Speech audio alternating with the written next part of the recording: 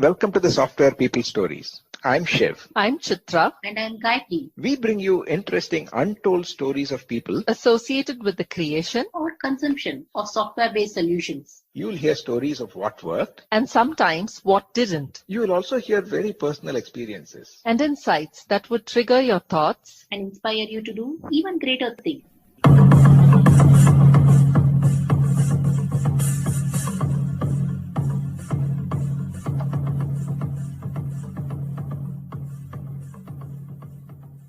Before we jump into today's conversation, a special thanks to PM Power Consulting for encouraging and supporting this show right from the start.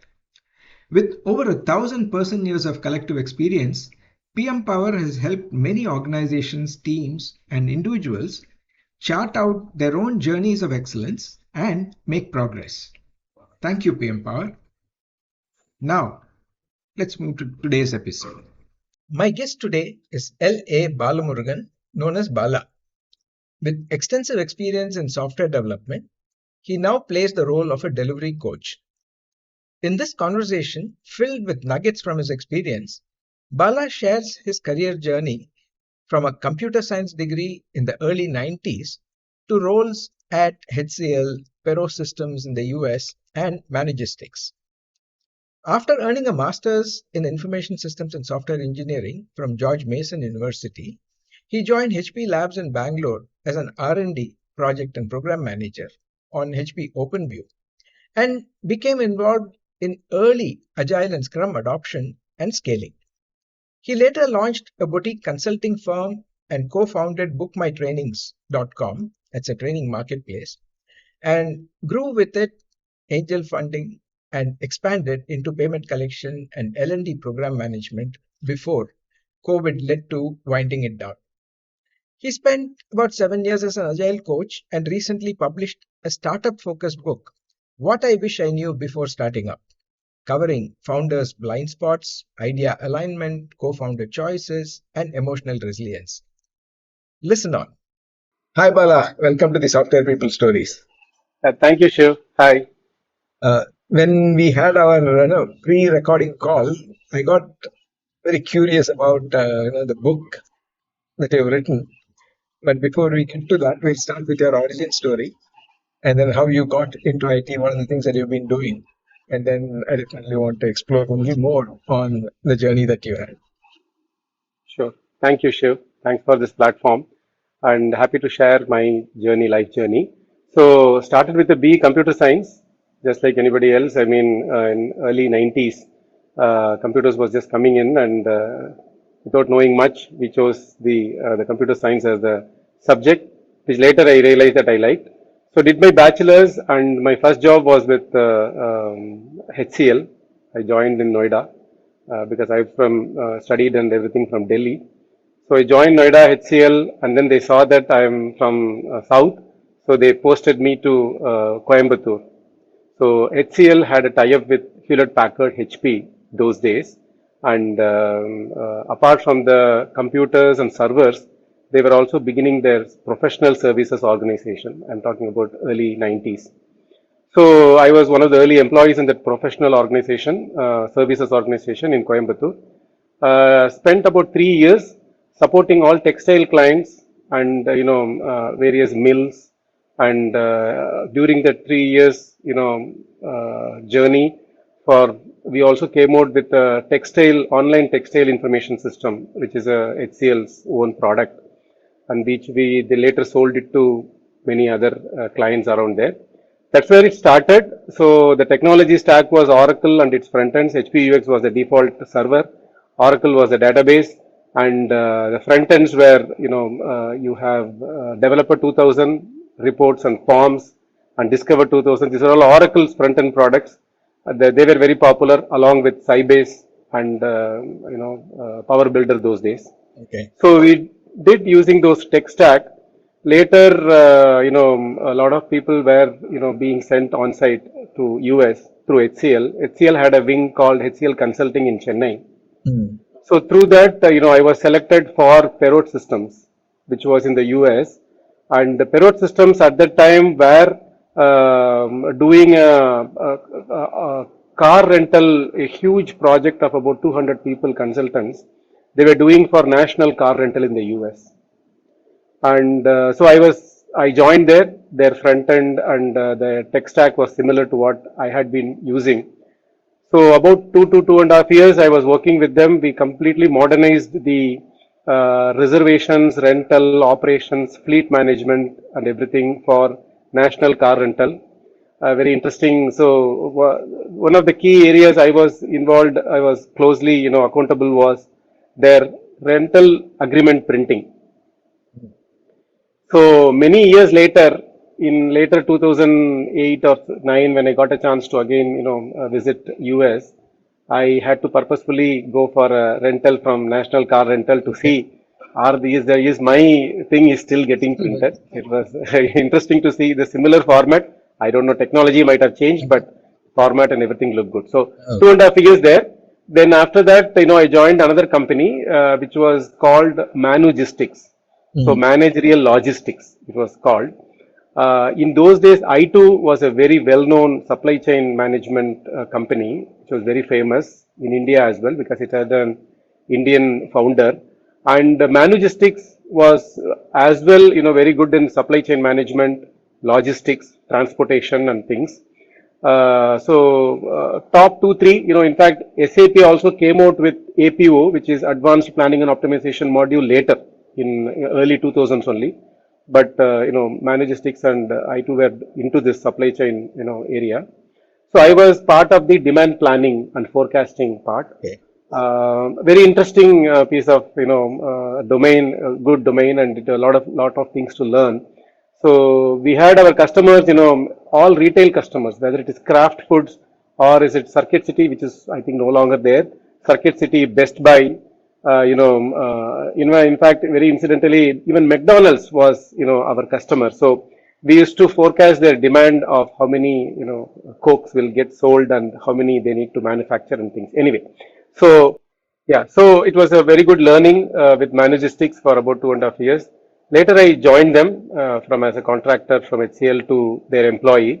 I was a product development manager in the US. I had a small team I was managing there. And that is when we were, starting an offshore center in India, early 2000s. So I came to India, in 2003 to, support that offshore development center in India. Later, I decided to stay back in India, and because for various reasons, I just thought, back in India, with family and the group, it will be good. So I returned back. While in the US, I got an opportunity to do my master's as well. So I wanted to use that time there, understand the system and understand their education. So I did my master's in information systems and software engineering from George Mason University, Virginia. So with that, when I came back to India, then I wanted to join. I always wanted to join Hewlett Packard R&D because when I was in college, we used to visit Bangalore. I've seen that HP R&D was a very well-known and very few people from our college they had joined there. So I always wanted to join. So I applied and I joined them as a R&D. They had HP Labs. So I joined HP Labs as an R&D project manager. Because my domain expertise was around databases. They were into technically they were creating a software to manage your infrastructure those days. It was called HP OpenView. Again, there was enterprise class software. Top level enterprises, they used to use either HP OpenView or IBM Patrol and BMC Patrol, and IBM also had one product with them. So it was an interesting journey into technology as well as a management, project management. And during those days, from a project manager, Agile transformation was happening in our organization, HP, in our unit. That was the starting time for me to get, acquainted with Agile and Scrum. So we adopted Scrum, and I was a dual-hatted project manager, come Scrum Master. And then when I became a program manager for the same program where I was contributing, so I helped to apply that Scrum principles at the scaled level, at the program itself, which was talking about 2008-9 time frame when many of the scaled frameworks were not in the market at that time. So with whatever I knew and some of us in that boat we knew, so we used that, we tried, to scaling the processes at the program level. So I acted as a program manager for, 3 years. And then while being with HP, I also wanted to do an MBA kind of. So I did an 1-year executive MBA through distance learning from IIM Calcutta, which was called Business, Executive Program in Business Management for an year. I did that, and I'd been always wanting to do something of my own. Didn't know where to start, how to start. One day I decided, okay, 16 years now done in IT industry, from a programmer to a lead to a project manager to program manager I've reached. Of course, I could still go further, but it was very steep beyond that. I said, why don't I take a sabbatical and try out few things? So then I came out and I started a boutique consulting company with a couple of my other friends, and it was a management consulting plus IT consulting. I did that for about a year and a half, all in Bangalore.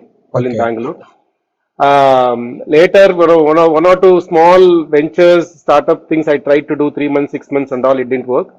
Then the one that really clicked was in 2011 when we started what we call as a training marketplace, which was called BookMyTrainings.com.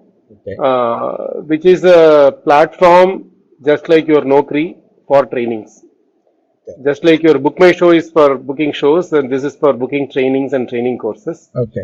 So it was a platform for individuals and corporate learning and development managers or project managers to come discover and then choose something which we will then later fulfill. To fulfill, we had a tie-up with about 500 plus training companies in India and about 1,000 freelancers. They were in the system. So using that strength, we were able to supply, provide a platform. A lot of individual learners who wanted to get some certification, or a corporate who want to train their employees on certain skills or certain methodologies, they would come to our platform. So I did that for about 8 years. After the first 1 year, which three of us co-founders, we bootstrapped. Later, we got angel funded by 3 investors, and then we grew, and then we had many employees, and we had changed our model a lot. Different. We identified new revenue streams. Today, if 2025 payment is not a big deal, but 2011 and 12 when we started, we thought we want to help people with the training courses and the programs, but turned out that many in the ecosystem had lot of challenges with even collecting payment from students. So UPI was not there, and payment collection was a big thing. So you need to collect payment means you need to have a payment gateway integration. Since our portal had a payment gateway integration, the first revenue we saw was to collect the payments for our partners. Right, which was we didn't think about that. So many client, many partners, many customers, they would come and then they tie up with us, and then we would support them through this. So many the revenue streams, B2C, B2B, and we also went to a point wherein we were continuously helping some corporates with technical training programs, where their HR and L&D said, if we can take care of this, it will be better for us, because that much of a technical depth we may not have, but then we continuously get a lot of requirements. So we came out with something called L&D program management. So we used to provide consultants, and they used to outsource their technical trainings for a year or something like that. We used to do that. So it was pretty well going on. Around 2016-17 time frame, we saw that Agile, trainings, especially the scaled Agile framework, SAFe, was picking up a lot. One benefit of running a platform is that you come to know first what is going well and what is not going well.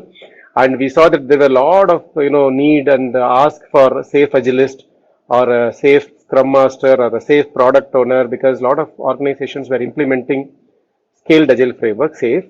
So by the time around 6-7 years, I was becoming a little bit saturated in terms of my value addition and contribution. And I felt, little bit more, I want to go back into my Agile and, those consulting and coaching part. So I became an SPC, which is Safe Program Consultant. And then one of the first product that we wanted to do from BookMyTrainings platform itself was to have our own courses for SAFE. So where I was the lead consultant there and trainer. So we had a very good run for about 3 years. Across all cities in India, we used to have weekend batches, and also we used to have corporate, trainings at client places. It was a very good experience during that time. While into Agile, I also got small, ad hoc Agile coaching opportunities, which I used to do that apart from the business that I was running. Then I decided one day to become a full-fledged, Agile coach and go back to corporate and hand over this to the existing co-founder team because they wanted to run it for some more time, and so they were continuing. It was doing pretty well, though I had come out of this operationally, but strategically and those kind of directions and everything, still I was involved. Then comes COVID, and then COVID had a big impact on our business model for BookMyTrainings because it was mostly face-to-face instructor-led trainings, not very online or e-learning, and that severely got hit. Then we stopped it for about 2 years, and then later we wound it up because by the time many of us had moved out on our own ways. Though I went into Agile coaching for about 7 years, it's now, as of now, it's about 7 years I've been to Agile coaching now. It was always I have, thought about writing a book about my experiences as a startup founder in Bangalore. Because initial days when I started, a lot of my, ex-colleagues or friends, sometimes neighbors or neighbors' relatives, they all just out of their curiosity, they would say, hey, this guy has started something. So they say, hey, I have an idea. I want to know how it will work or not. Can you help me a little bit? So that sometimes it was a 1 or 2 conversations with somebody, but some people I used to have longer conversations, multiple sessions, not as a predefined mentor per se, but almost like a mentor-mentee kind of, somebody who also quit and started something. So for every 2 months, we used to connect, hey, what is next and things. So sometimes I realize that I'm repeating the same points or gist or wisdom pointers to people. I said maybe I will either record it. I didn't think of recording because Zoom was not there at that time. So I used to think maybe I should write a book. But then in the last 6 months, I somehow thought, let me realize that dream of writing a book. So I started to write, and it came. It just happened, and it was a very good experience. Initially, I think where to start, how to start.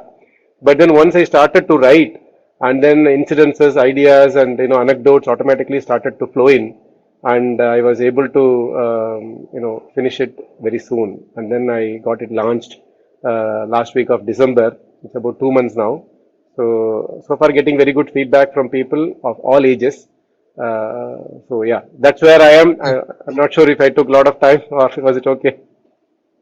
I think compressing your story even in this short time, I don't think it's a long time. Congratulations on your book. We'll take the details and then share it in the show notes, for people to discover the book and everything. Sure. So now probably my time to do some rewind and flashbacks and all that.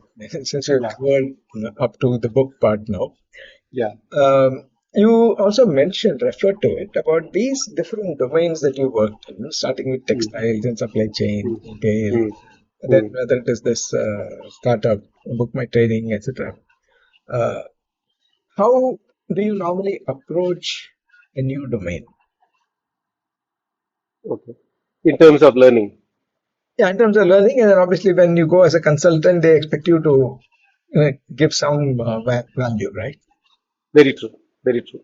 So when I was into management consulting, we used to get an appointment from CXOs or directors, and we used to get 45 minutes. Now somehow in that 45 minutes of meeting, I need to find out their strengths and weakness, and by talking, by asking some right questions. It shouldn't be like an interview or asking questions, but at the same time, casually discussing, connecting with. So a little bit of a background homework is definitely needed. based on their industry where they are operating. But if you look at the business model or the basic, framework apply for various domains or various businesses, they are the same things, right? So the metrics or the ideas or approaches typically remain the same. So that 45 minutes to 1 hour, we need to find out and then suggest something at the end of it was something made us to learn many more domains and to do a lot of homework before getting in there. Of course, let's say if I join an organization or if I join as a consultant, I will get some time to understand them a little bit more on the ground. In the initial couple of months, I would get it. But in a consulting thing, the timing is very less. You are there only for very short time. So some learning, supply chain, if somebody called me, then it is very easy. I can talk about it. But it's a very different domain if somebody is going to, invite me. I have to play with my strength of the overall understanding of how businesses work. So then that is how I would proceed.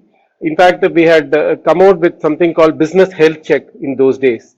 Mm-hmm. So some kind of a radar diagram in which all dimensions a business, one is a financial, one is the financial health, one is the growth, and one is the competitiveness. So where they are lacking, so that we came out with very easy, framework which will help the consultants to figure out, hey, where to focus for this discussion or this organization. So yeah. Now, adding to that, another thing that you mentioned is about the period when you had to do this dual hatting, where when you say Agile and playing the role of a Scrum Master, and on probably when you're not wearing that hat, you are the project or the program manager. Yes. So how difficult was this shift in thinking, or was there a shift in thinking needed in playing these different roles? Yes. So some amount of support from leadership also needed. So the leadership support was there, and I had proven by that time myself in achieving certain targets and goals as a project manager. So when I became a program manager, then when I said that we will introduce Scrum, I will educate people, I'll help the project managers and the team members with some basic minimal, Scrum and those, practices that we will adopt. Not everybody followed everything well, but definitely, people wanted to learn and understand. And while, I will continue to tell them the benefits of, adopting it so that it will fast track. Because in a program, those days, what used to happen is, not everybody will be ready at the same time when we have to, make a release. 1 or 2 times may be delayed. Now, that predictability was very crucial for me as a program manager to run that show, right? So, that predictability will not come if we don't have certain basic practices. Otherwise, it is completely people dependent in those days, right? So, I used to explain and help and, in slow parts, bring it up. Lot of soft skills, influencing, without power or those kind of things I had to do because I had teams not just in India. We had teams in India, in Germany, because that was one of the main places, HP, where this whole software HP OpenView was started. So we still had some teams over there, and US we had some teams, and we had to work with Japan. They had the localization partners were over there because our software was available in Japanese as well. So multiple teams, multiple stakeholders. Unless we come to a common practice and common understanding, it would be very challenging. First release, first program, it was a bit challenging to bring everybody. But then when it was successful, people saw, okay, this guy, okay, does something, okay, let us follow his practices, we'll give it a try. So sometimes it was through leadership I had to make them to do, but sometimes it was my own personal rapport with which I had to get it done. But it was challenging, but it all came through. People, learned. But then switching between, when do you decide you act like a Scrum Master or as a project manager? Sure. So Scrum Master is only for the 2 squads, 2 teams that I had to do. Scrum Master, I was a project manager for them. Scrum Master in the sense, not the true approach of Scrum Master in terms of making them autonomous and things like that. More from the practices perspective. Hey, did you do our story pointing correctly? Did you do our sprint planning correctly? So I was acting as a process consultant in the name of the Scrum Master, you could say that. Later, after many years later, it became a, true name-wise Scrum Master kind of thing. Yeah. Mm-hmm. So on the same theme of balancing maybe two different what may appear as different things. For let's say your BookMyTraining, you mentioned it was more like a two-sided market, right? There were these training providers and the training seekers. What did you do to understand the needs of the different personas and still have a platform that kind of bridge? So for one thing, so what incidentally had happened is none of us were trainers when we started BookMyTrainings, right? Okay. So we are not coming with that background understanding of thing. So, but what we were coming out with that was when I was in HP as a project manager.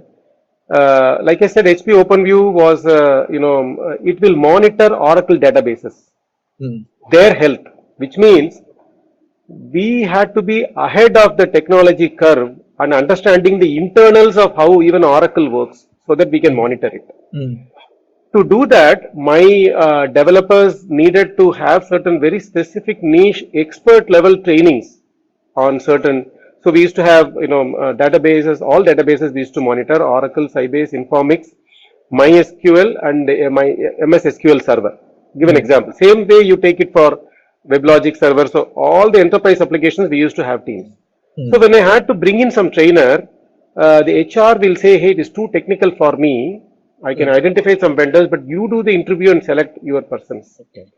So then when I had to, or sometimes they will say, we are not able to find anybody in the market.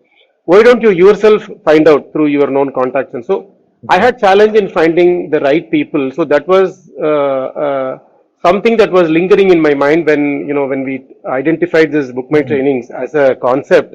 So this kind of challenges many project managers in many organizations would do, where we are expecting not a ready-made solution that is available in the market, but they need something very specific, customized thing. So some kind of an experience and pain points were there with me. And one other founder, she was, attending a course by, some training organization in Bangalore, who had promised not only her, but a lot of her other batchmates that, hey, you will get a job opportunity after this, heavy, costly training you do. But then that was not fulfilled. And, a lot of, challenges were there. People were unhappy and things. So then we said, hey, what do we do? How do we address this? This is an individual B2C kind of a training seeker. And how do we know which organization is good? So their website, if you go, everybody says they are good. But then is there a common, a rating kind of a thing? TripAdvisor was doing for hotels later. But we said we should have something like that where we identify the best trainers, not rate them, but at least take the feedback from people and kind of position them in a right way. So this was a bit learning that we had before starting. Once we started, it was all learning on the ground, being with our customers in their L&D summits, HR summits, where understand the challenges that those people are going through, or attend some cloud summits where the individuals, they want to do the certification, where do they go? So it was all done during those, ecosystem, engagement.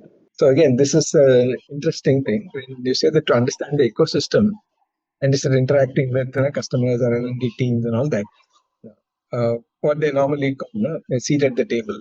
Now, how do you get invited? Or since you said you are not trainers, how would they either reach out to you or why would they want to talk to you? Okay. So it was, the platform that we had created, it got a very good name and branding because it was a win-win-win for individual training seekers, for the corporate L&D managers, because corporate L&D managers need not break their head to chase and find out somebody on their own. They reach out to us. We have experts, in-house, and then they know for this particular thing who exactly will be the right, trainer for this. Sometimes HR will come to us saying that, hey, I want to do a leadership program. So can you give me some choice? Because they don't know, because they are bored with doing the regular leadership programs and all, right? So they've already done De Bono, they've already done the Thinking Hats, they've already done 7 Habits. So what else? What is new? So then we know that, hey, you know what? This is the 2 training partners who have recently joined us. They have this very interesting thing. An example I'm telling you, Shiv, which is leadership by storytelling. Just as an example I'm telling, right? So here, how the leaders can, impact people and then share their vision. is by storytelling. This one organization is doing it pretty well. Would you be interested? Then they'll say, oh yeah, that's something new. Oh, why don't we talk to them? So we always had something to offer to corporates so that they will come to us. For as far as the trainers and organizations, some of them where, today it has become very easy for somebody sitting in, let's say, Kolkata, very experienced, somebody who is an expert in certain area. But then to find a client in Bangalore, it was a little bit easier these days. But those days it was not easier. They didn't have any team or a business development or sales office in Bangalore. So the platform gave them this opportunity for them by giving them the visibility and branding so that right people will reach out to them through this. And third pillar, which is the individuals, for them it was always a choice. They see different programs for the same dates, different trainers. They get to choose which one they want. So it was helping each one of them. So that's why, people do used to, connect with us, invite us. Some of our partners used to run this summits and everything. So we used to be their, supporting partner, or we used to be their ticketing partner, or we used to be their, knowledge partner. So then that way also we get invited in those. Yeah, very nice. So with being plugged in or clued in to what the customers want, and whether it is on the consumption side or on the creation side, what are some shifts that you're observing now? Because no conversation today is complete without AI. Yes. So whether it is in the training industry or even in adopting practices, and you said the Scrum Master being a custodian of process and stuff like that, how do you see this impacting? So definitely. I mean, I'm yet to have a long way to learn about what all things AI can do. With the understanding that I have so far, AI is at a place right now for you, you want to chart your career, learning path. With your background, if you can offer, and then it can easily put together a, learning path for you, which has become easier these days. Previously, we used to act as that, as a consultant, and people used to come, hey, I'm 15 years in this organization and this is what my role. I want to move up in the ladder. What certification course should I do? So my, learning consultants would help them, would guide them and mentor them to identify the right things for them. But that job is now can be done by AI itself, right? So it can help you to say this will be beneficial. It can do a comparison. So that part of that knowledge sharing, that can be completely taken over by AI now in terms of that. And when it comes to processes, as a coach, even as a coach also, right, as an Agile coach, I have done few things. So I can continue to do those suggest those things to the teams or the leaders or people. But then they always want to also know, hey, anything else that is out there. So I use AI as a companion or assistant, as a knowledge partner, to deliberate or discuss with this for this kind of a setup. I'm planning this. What other ideas that you have? So I connect, discuss, and then get some pointers. Of course, whatever I have done earlier, that is what will help me. But at the same time, it will give some pointers which I can incorporate into what I'm going to do. So I look at least in these areas that we talked about, processes or learning or career path. AI can be a good partner for you to deliberate what you want to do. Okay. Related thing, since again as an outsider connecting with the ecosystem, we also talk about these patterns and anti-patterns when it comes to practices, or the doing agile, being agile, or cargo cult, and those kinds of things. Do you see any changes in these the patterns and the pattern of patterns or anti-patterns? Well, there's a lot of change that is happening, Shiv, around this. Agile definitely, brings you faster results. There is no question about it. There is no doubt about it. And it also matters the way that you have implemented, are practicing Agile right now in an organization. Some organization, do it because it was a need or it was what their market is asking for. Definitely they have to do this. Some organizations really understand the crux of why somebody needs to do Agile beyond the market. it is also about growing the culture in the company, about, what kind of a culture that you want to bring it, not only from a delivery perspective, even from the leadership and the behavior perspective in people. So that's where the being agile comes into picture. So when you do being agile, automatically, adopting, agile practices becomes easier. Otherwise, it will always look like something extra that you need to do if you're not, truly being agile. And now what has happened is, the delivery focus has, improved, a little bit of more focus given the, not only the geopolitical or the competitiveness and everything that is going around everywhere, including AI itself, is becoming a competition for organizations. People, do want to deliver things fast. And then if AI, if they can see that is something that can help, already in the development, people are using AI quite a bit in the development. Even in the processes, they can always, there are AIs is reasonably well. It is helping you with backlog, backlog management. And in various other things, it is able to forecast. If you provide the plan and, data that you have for the project, it can identify certain risks and certain contingencies that you may or may not foresee as a manual human being. So the coming of AI into this has definitely helped, people to look things differently. So more focus is happening on the delivery part rather than the culture. Slightly it has changed of late. Hey, I need at the end of the day, delivery thing to happen, and not so much about the culture part of it. Whatever culture we have attained, good enough for us at this point of time. So we want to focus a little bit more on the agility. So that is something that is happening. This is a point, a little segue into your book. Yeah. Before getting to the details of the book, right? Just based on what you mentioned now, that a lot of these things are going to be very contextual, which means that now you understand what it is and then what they have, but the culture and things like that. It's not like a one size fits all. So when you have to put some of these things in a book, what are some challenges? And then how have you approached that? So that it caters to the wide range of readers. Yes, yes. So this book is being written, for somebody who wants to start a company of their own or a startup of their own. So what I realized and I learned in a very hard way, because I came from IT, software development, management, and suddenly into a startup ecosystem. Other than product development and technology, I didn't know much, right?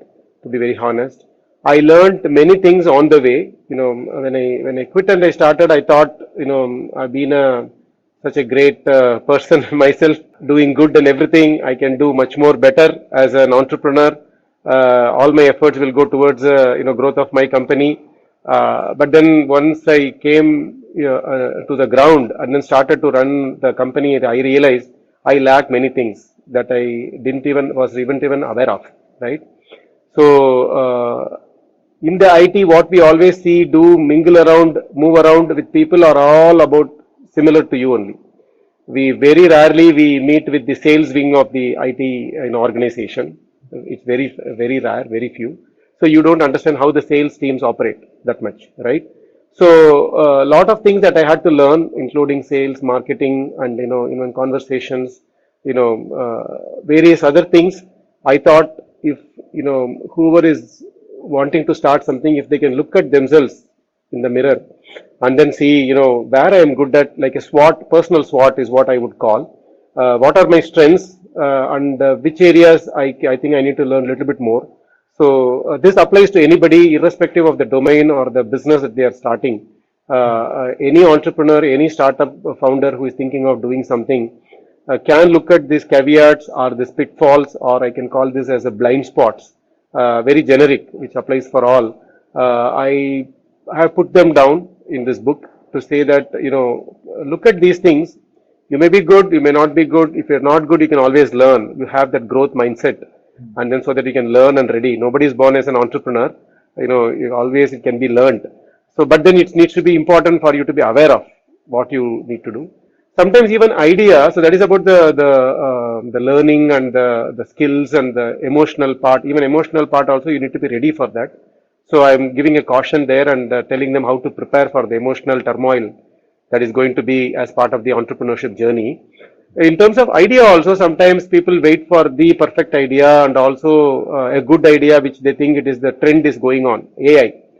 So let's say if AI is going on well and I want to start an AI startup, it is going to come out very well. But internally somehow that AI is not connecting with me, then it won't make sense for me to start something in AI. So I talk about saying, how does that idea of yours is aligning with you individually? Are you passionate about it? Is it aligned to your purpose?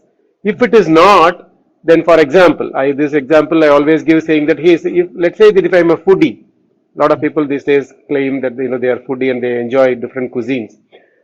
If I'm not a foodie and if I get a beautiful offer to start a chain of restaurants in Bangalore, it's not a good idea for me to take up that idea. Even though I see the market, there is a lot of potential. Of course, Bangalore restaurant, it's a good potential.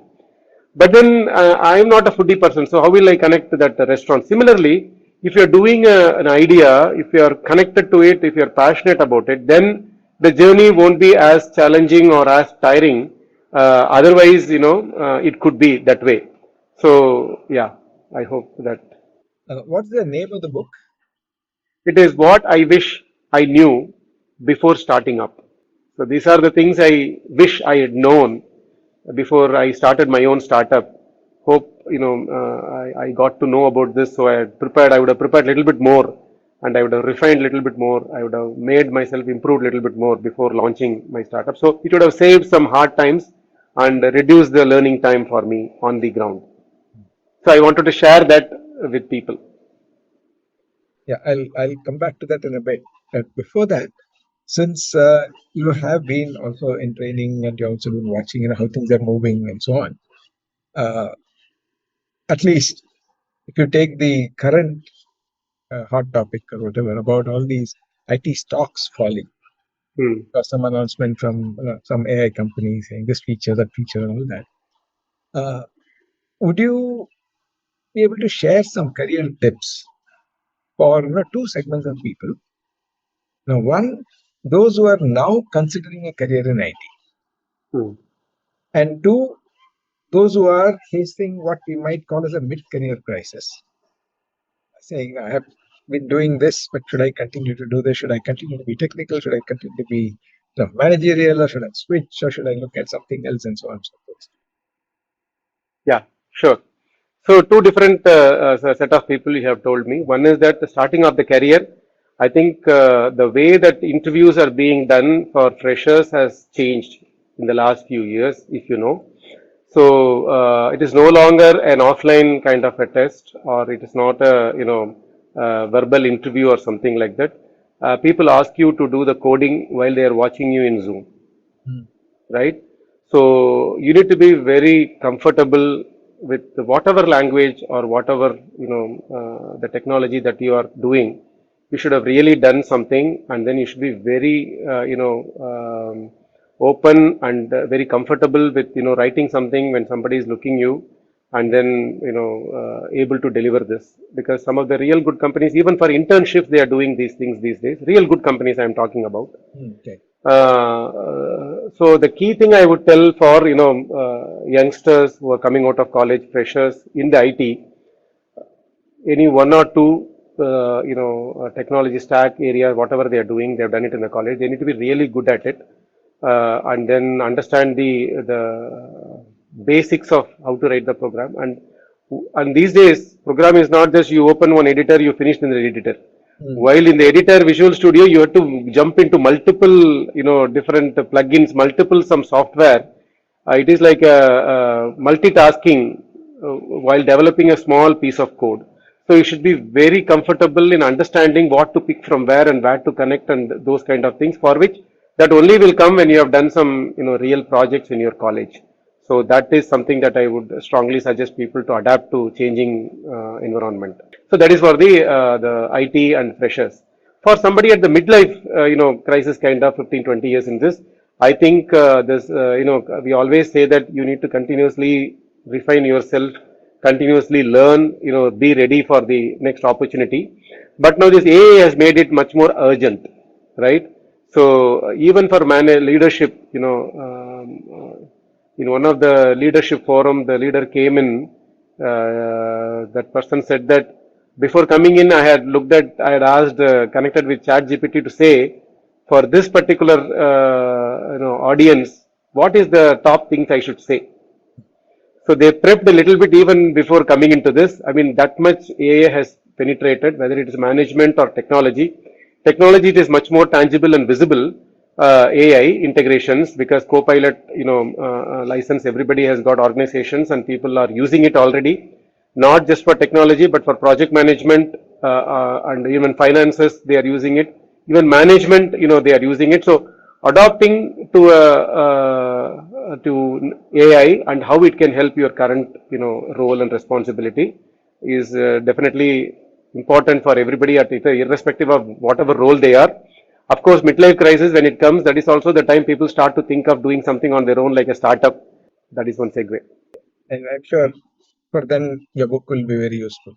Anybody who wants to start, youngsters or somebody coming from an existing job or wanting to start something, looking for an idea, just a quick read of this book will help them to know a few things before they start their own journey. Yeah, maybe since this came up again, what is the significance or how important is it to have a founding team when you want to start up? Oh, okay. So I have a separate chapter dedicated for this. I call it as a co-founder dilemma. Okay. Right? So it goes through in everybody's mind, whoever is doing a startup. Should I do alone or should I do with a co-founder? One co-founder or two co-founders or how many co-founders? Yeah. Or should I not even have one at all? Yeah. It's a bit challenging to take a call. Like I said, all of us have our own, strengths and weaknesses. If I can complement with somebody else who may be better in something else, so he's this person coming from sales and marketing, I come from product development and technology, and both have the same idea in our mind and the purpose, and our connection is good, and then if we come together, then the 2 plus 2 becomes, let's say, 6, or 1 plus 1 becomes 3. So it goes in a much faster way, things become much easier and smoother. But not always, you will find somebody exactly complementing you, and that person also should be passionate about this idea of yours, right? That both of them coming together will be a little bit challenge for anybody. On one hand, people think if you are a team of co-founders, then when you're going for funding, you get a better shot at it because they always look at a founding team. That is a myth. I mean, it helps definitely. There is no doubt about it because there are many startups which are a single man army kind of startups also have got good funded. So it's a purely choice. If you are lucky, if you are able to get somebody who complements you in your thoughts, sometimes in your thoughts also somebody should complement you, right? So you are always looking at something in this direction. Somebody comes there and gives you a different perspective in the business. That is very highly valuable. That is. So, but then, not look at a co-founder as, sharing your work or effort, but then look at them as somebody who can, quadruple your value generation as a startup. So if you look at it, definitely, and if you're lucky at it, and you will get a good co-founder or founders, but of course, more than few, it becomes a challenge. So I would say 2 or max 3 would be a good, from my perspective. Of course, I can be wrong as well. Wonderful. So as we come to a close of this conversation, I want to ask you one thing, since you also mentioned the emotional turmoil. Yes. Are there any personal practices that you would like to share to stay grounded? Oh, yeah. So, people typically always talk about, meditation and yoga. I don't want to repeat the same things. Of course, they all will always help. There is alpha meditation. There is, yoga practice. You can do those things to relieve yourself. But key thing for you to know that you are going to have these kind of, things on your journey, during your journey, and be prepared with this. It is important to have at least one person, as a mentor for you, with whom you can share, because certain things you cannot share it with family.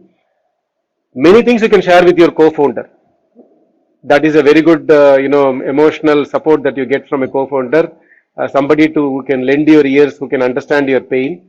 But there are few things you cannot even share it with a co-founder as well, because then they will get demotivated. So I look at leadership. Generally, my thought about leadership is about sacrifice. Leadership means you should be ready to sacrifice. So as a founder, as a leader, if you have brought people in, you don't want to demotivate them by, taking them through your emotional turmoil. So certain times you cannot share it with them also, but then you need to have some way by which you want to, relieve your stress and things like that. So having a good friend or a good mentor is beneficial, with whom we can openly share, discuss, and of course, you may have your own passionate things to do, like a music or a, instrument or something, or even a vacation. Sometimes for me, it is driving, car driving. So I like to drive a lot, because I feel while driving, I'm doing meditation, right? So those are the things that, it is all individual dependent. I don't want to suggest a formula that works for everybody. So they have to choose what makes them happy. Yeah, I was just asking, like, your practice, is anything that has helped you? Yeah. Yes. Yeah. I think driving on Bangalore roads and still being calm. Not outside. is I really don't take great. my car inside Bangalore, only for outstation trips. Okay. So on that note, thanks a lot, Bala, for sharing your experience and your perspectives and these tips for people who want to start up, or even they don't want to. I think after listening to this, I think at least give it a shot. Yeah. Thank you, Shiv, for inviting me into this excellent platform of yours. Thank you for that.